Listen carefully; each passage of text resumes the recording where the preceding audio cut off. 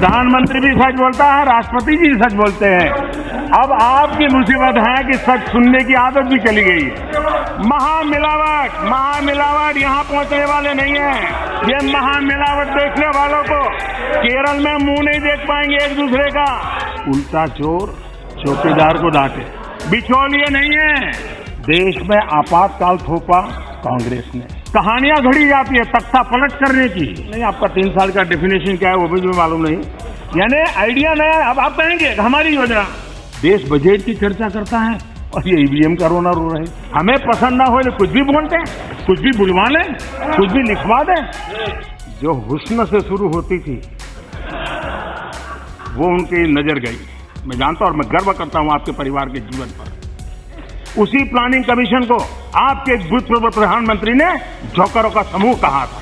सत्ता भोग के 55 साल प्रेस कॉन्फ्रेंस में जाकर कैसे कहा?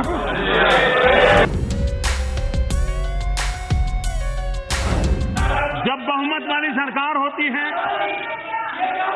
प्रजा देशवासियों के लिए समर्पित सरकार होती है, तो काम कैसे होता है? 2014 के पहले आपकी सरकार थी। गरीबों को घर मिलना चाहिए, ये 1947 से हर सरकार ने विचार किया है। लेकिन 2014 के पहले 5 साल आपकी सरकार ने 25 लाख घर बनाए। हमने 55 महीने के अंदर 1 करोड़ 30 लाख घर बना करके चाबी दे दी। और घर भी जिसमें शौचालय है, जिसमें बिजली है, जिसमें गैस का कनेक्शन है, ऐसे 4 दीवारियां बना करके काम पूरा नहीं कर रहे हैं। और आज वो बात आप जहां आपके लोग हैं वो भी आकर के कहते हैं कि मेरे इलाके में आवास अलॉटमेंट करवा दीजिए। और पैसे गरीब के खाते में सीधे जमा हो रहे हैं, बिचौलिए नहीं है। आज हमारे खड़गे जी बता रहे थे कि मोदी जी जो बाहर पब्लिक में बोलते हैं, राष्ट्रपति जी ने वही बात सदन में भी कही।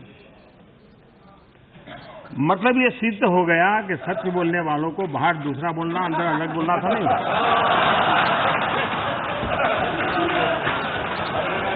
जो सच बोलता है वो बाहर भी वही बोलता है, अंदर भी वही बोलता है।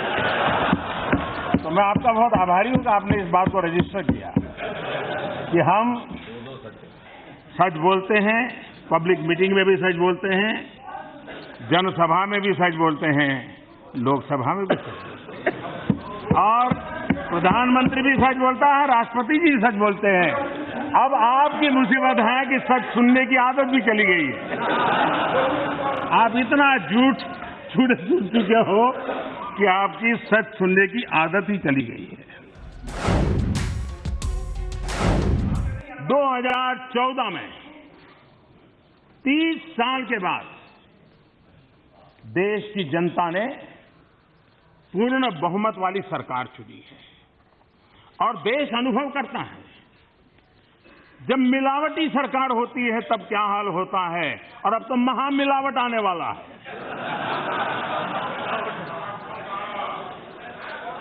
पूर्ण बहुमत वाली सरकार होती है तो कितने निर्णय कर सकती है, कितनी गति से आगे बढ़ सकती है। और निर्धारित महामिलावट यहाँ पहुंचने वाले नहीं है। ये महामिलावट आप कलकत्ते में इकट्ठा करो, देख लो। ये महामिलावट का हाल देखो। केरल में मुंह नहीं देख पाएंगे एक दूसरे का।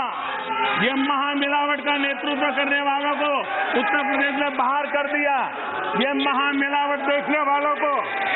और इसलिए ये महामिलावट का खेल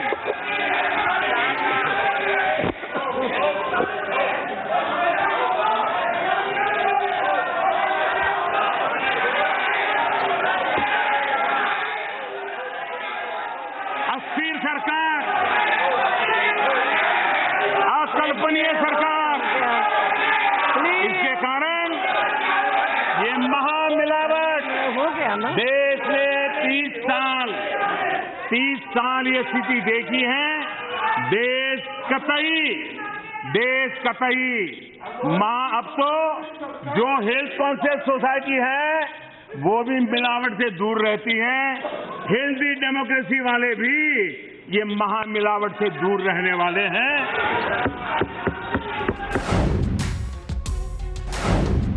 आपने कहा मोदी संस्थाओं को खत्म कर रहा है, बर्बाद कर रहा है। हमारे यहाँ एक कहावत है, उल्टा चोर चौकीदार को डांटे।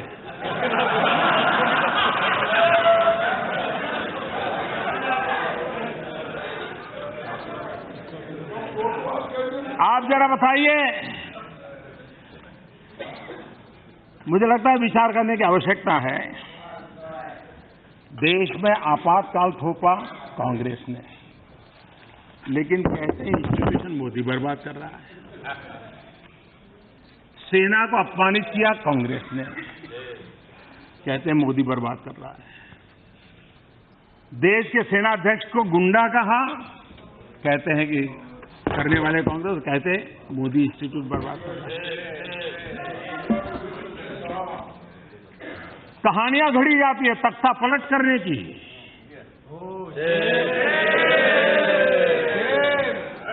और कितना बड़ा हिंदुस्तान की सेना की इज्जत को आपने कितना बड़ा चेहरा दाव दिया। आपको मालूम नहीं है, आपने हफ्ते 2 हफ्ते शायद अपनी राजनीति कर ली होगी, लेकिन ये जो आपने पाप किया है, मैं समझता हूं हमारी सेना के दिलों पर जो घाव लगा है। भारत की सेना तख्ता पलट करने का काम करे। ये आजादी के इतने सालों में अच्छे दिन आए हो, बुरे दिन आए हो, वीक प्रधानमंत्री रहे हो, वीक गवर्नमेंट रही हो, एक सरकार रही हो, मिलीजुली सरकार, कभी देश की सेना ने ऐसा पाप नहीं किया है। हम ये बातें कहते हैं जब अपनी राजनीति के लिए, और इसलिए और मैं मानता हूं कि बहुत बुरा किया हम लोगों ने। हम एक जिम्मेवारी के लोग हैं और शासन में बैठे लोगों के द्वारा इस प्रकार की बातें हो, और आप कहें कि हम संस्थाओं को बर्बाद करने में लगे हुए हैं। 2014 में, अब आपके घोषणा पत्र में 2004 में था, 2009 में था और 2014 में भी था। और आपने कहा था कि वो भी आप ये 3 साल कहां से ले आए मुझे मालूम नहीं, आपका 3 साल का डेफिनेशन क्या है वो भी मुझे मालूम नहीं। 4 में भी कहा कि 3 साल में हर पंचायत को हम ऑप्टिकल फाइबर नेटवर्क से जोड़ेंगे, डिजिटल इंडिया की तरफ आगे बढ़ेंगे। ये 4 में कहा था, वही बात 9 में कही, वही बात 14 में कही। जब हम आए तब 59 विलेजेज में ऑप्टिकल फाइबर नेटवर्क पहुंचा था। यानी आइडिया नया। अब आप कहेंगे हमारी योजना, आपकी योजना मैनिफेस्टो में लिखा है, करेंगे, लिख दिया। 2004 से शुरू क्या काम आपने, 2014 में पहुंचते पहुंचते 59 विलेजेज में ब्रॉडबैंड कनेक्टिविटी, 55 महीने की हमारी सरकार में 1,16,000 गांवों में ब्रॉडबैंड कनेक्टिविटी पहुंच गई।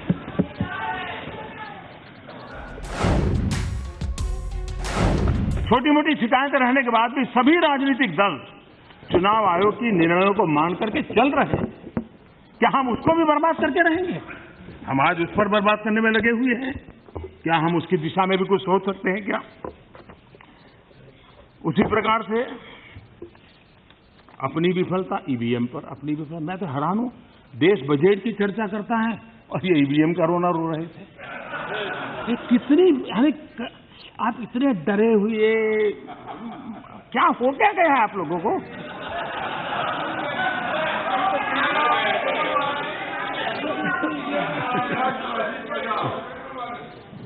न्यायपालिका को कांग्रेस धमकाती है। मैं जिस प्रकार से न्यायपालिका के निर्णयों को कांग्रेस से जुड़े हुए लोग जिस प्रकार से बयानबाजी कर रहे हैं, पहले कभी नहीं हुआ है।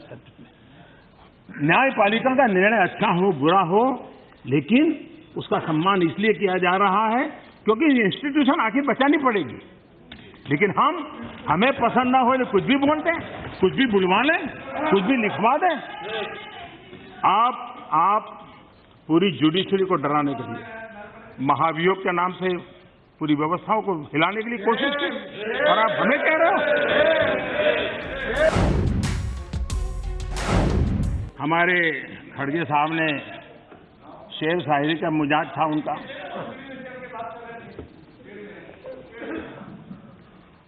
और हो सकता है कि कविता जो हुस्न से शुरू होती थी वो उनकी नजर गई। मुझे समझ नहीं आया कि उनको हुस्न वाली एक पंक्ति क्यों पसंद आई। लेकिन उसी कविता में अगर आपने जिस परिवेश से आप पैदा होकर के आए हैं, आपके परिवार ने जिस संघर्ष से आप निकला हुआ है, मैं जानता हूं और मैं गर्व करता हूं आपके परिवार के जीवन पर, अगर वो चीजें आपको याद रहती हैं तो हुस्न वाली पंक्ति है तरफ नजर नहीं जाती। अगर वो होता तो आपकी नजर जाती, और मुझे तो बहुत बराबर ये चीज दिन रात याद रहती है आप लोगों के कारण। उस कविता में लिखा है, जब कभी झूठ की बस्ती में सच को तड़पते देखा है, जब कभी झूठ की बस्ती में सच को तड़पते देखा है, तब मैंने अपने भीतर किसी बच्चे को सिसकते देखा। आपके झूठ के कारोबार से क्या होता है ये कविता में आपको दिखाई देना चाहिए, लेकिन वो नहीं दिख पाई। ये कांग्रेस पार्टी जिसने योजना आयोग को, प्लानिंग कमीशन को जोकरों का समूह कहा था, मालूम है ना किसने कहा था? आज आप प्लानिंग कमीशन के इतने गीत गा रहे थे, उसी प्लानिंग कमीशन को आपके भूतपूर्व प्रधानमंत्री ने जोकरों का समूह कहा था। इंस्टीट्यूशन का सम्मान, एक शब्द पकड़ लिया, लेकिन बाकी की अपना तो कारोबार देखो जरा।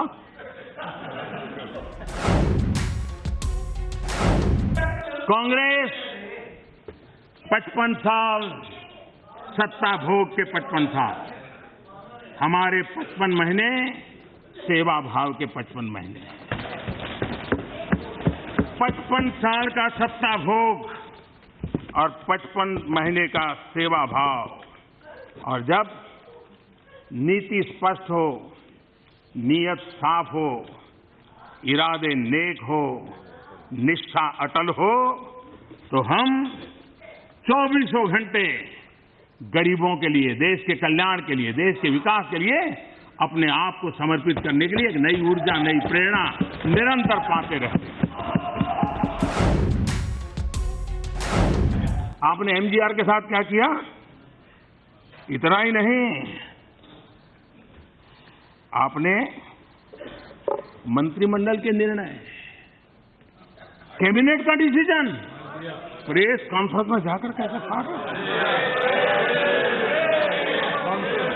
कौन सी सेंसिटी, कौन सी संस्थाओं का सम्मान? और इसलिए कृपा करके मोदी पर उंगली उठाने से पहले ये आपको पता होना चाहिए कि आपकी 4 उंगली आपकी तरफ होती है।